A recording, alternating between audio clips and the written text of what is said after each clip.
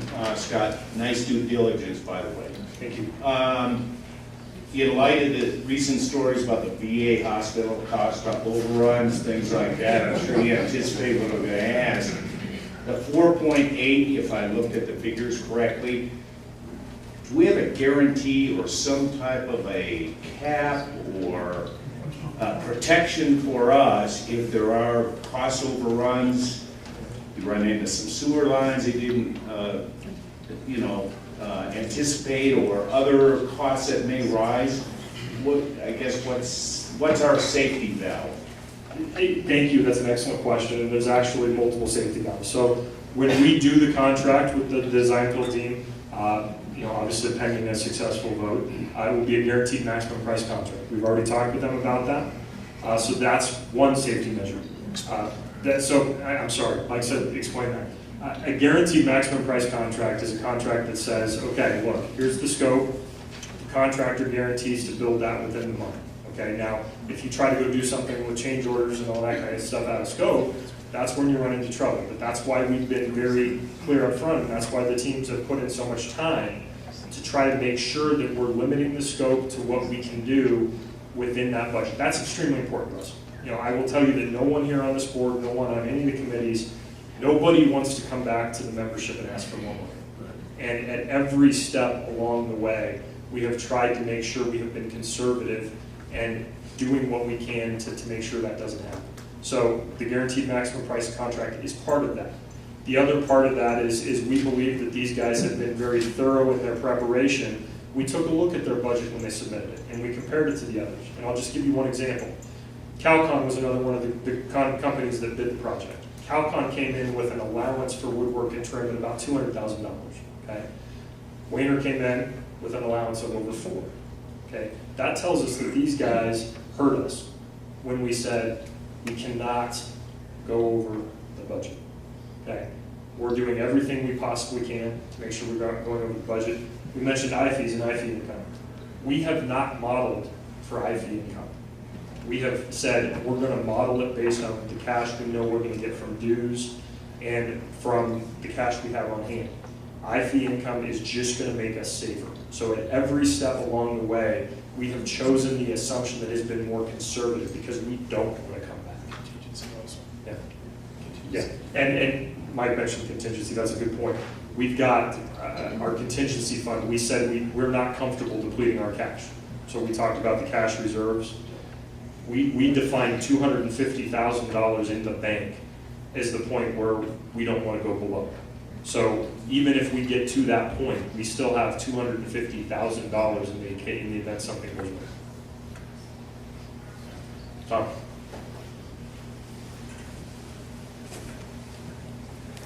I'm Tom Clark. I've been a member of this club for 22 years, and I voted against the first initiative. I do a lot of what THK does for a living. So I have a staff that go and look at the same stuff that THK did. First of all, you need to know that I've worked with them and I've actually hired them before. We came back with almost exactly what THK came up with. One thing that they talked about it, but it's really, to me is the thing of watching a club that truly, our conclusion of this club is in death spiral. If nothing is done, it's going to die. And we're going to think about, do we become part of Highlands Hills, create our own special district, have public golf? Those are options that for me aren't very fun. But I live on the course. I have value in this community, and a live golf course matters to me. Well, what we did come to is that the quadrant, if you think of the quadrant between I-25 and I-70, that northeast quadrant, will grow over the next 20 years, will grow at 2.6% annually in population. Job growth 1.9%. Second fastest job growth in the four quadrants, and number one in population growth in the quadrant.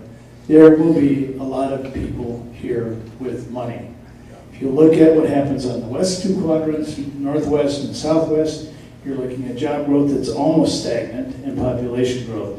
So you look at the advantage of Rolling Hills and Lakewood, and you come back with a pretty obvious answer that we have a much greater opportunity to grow this club much faster given the population.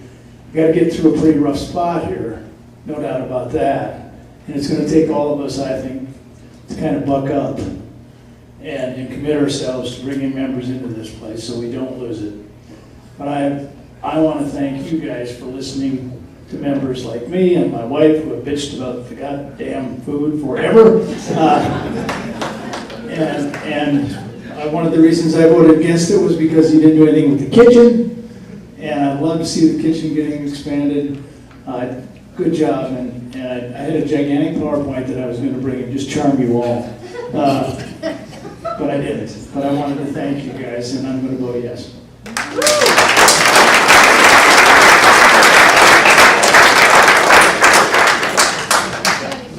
Hope you can hear me. Scott, you mentioned the safety of the play area for the children. I'm very concerned with the location of that adjacent to a public park, parking lot, and service area. In today's world, I'm not sure I would have my grandchildren there. Is it going to be supervised so they couldn't be abducted or taken off out of that play area? And what kind of fencing is it going to have? So we are likewise very concerned. The other clubs in the area that have those kind of rooms supervise them during certain periods. So that would definitely be something we would look at. The other thing is, we agree with you. We would want it sealed off from those areas. And so it will have ample, high picket fence, non-porous, probably at least 6 feet, if not higher, that no gates to the outside, all gates will lead through to the inside. So the only way to access that facility is going to be through the building. And to get to that facility, you're going to have to come through a dining room full of members and staff and go all the way through so that people can see what's going on. The other great benefit is by having that window there, parents are going to be able to see their kids at all times. That was very important when we were having the conversation. Your child never has to leave your sight.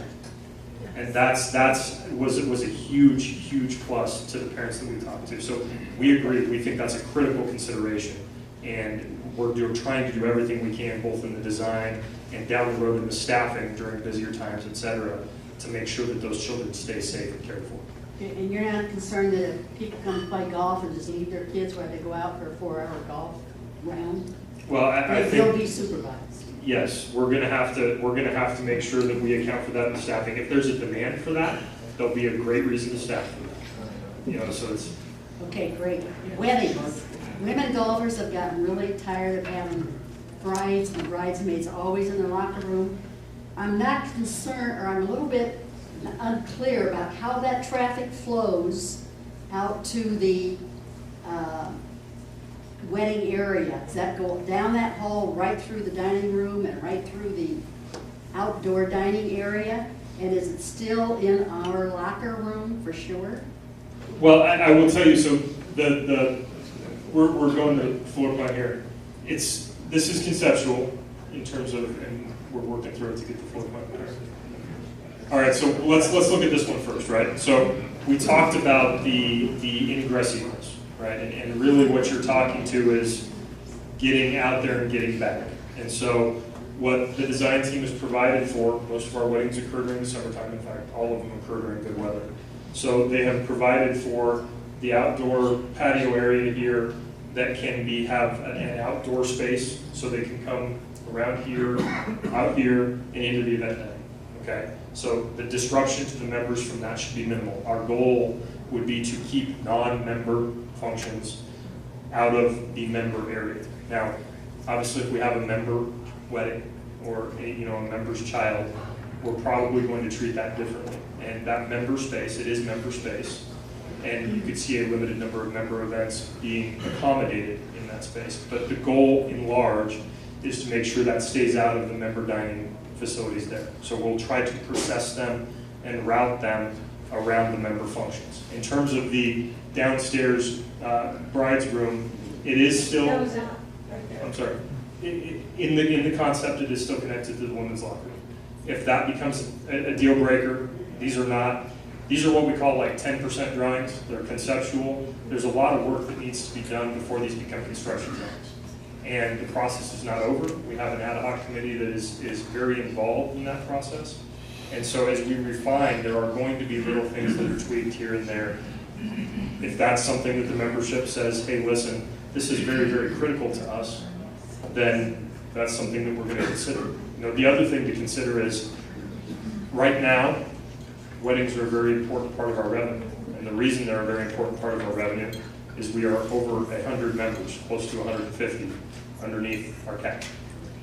Okay, if we can improve our member numbers, even some of the way there, that outside revenue becomes less and less important. And just to give you an idea, because I know this is a concept we've talked a lot about, our banquet net revenue runs between 15 and 20% of the total revenue for the banquet. So to give you a number, and this is outlandishly high, but it's a round number.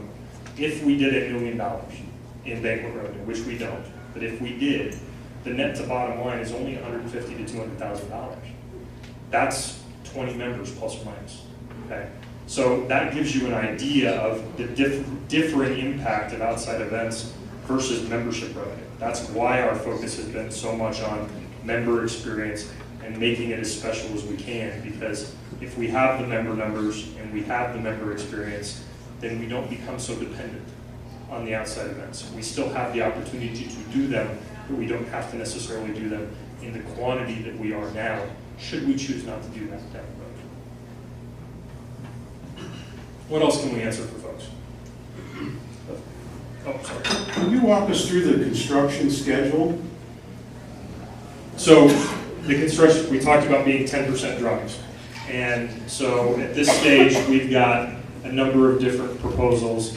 What Wayner came in and told us was that based on the schedule they put together, they thought that they could start sometime in October and be done sometime by June. That is consistent with what Red Rocks is seeing. Now, the schedule is dependent in large part upon how we handle the construction, right? If you close everything down and give them full reign of the facility, they can do it faster. If we want them to make sure that we're having access to certain parts of the club during certain periods of time, it will be slower. So the short answer is that the proposal on the table now is that October through end of May, June-ish time period. But we're going to work very closely with Wayner, we're going to work very closely with Studio DH, and we're going to, as we get closer to that final construction drawing stage, we're going to try to finesse that schedule as much as we possibly can so that we minimize the member disruption. There will be some disruption. So if you haven't decided whether you're going to close the clubhouse entirely and do the construction, or try and keep it open and take a little longer to do it, that decision has not been made yet? That decision has not been made yet. And what about the golf course? So and I'm glad you asked. Thank you. There have been a lot of rumors that there are going to be significant disruptions to the golf course. That's not true. All of the work that we're talking about doing to the golf course can be done within the context of the off-season, and will be. We're not going to grass in greens, we're going to sod them. Okay, that reduces the time off dramatically. We anticipate that the work on the golf course can all be complete and in play by the time that the season rolls around next year.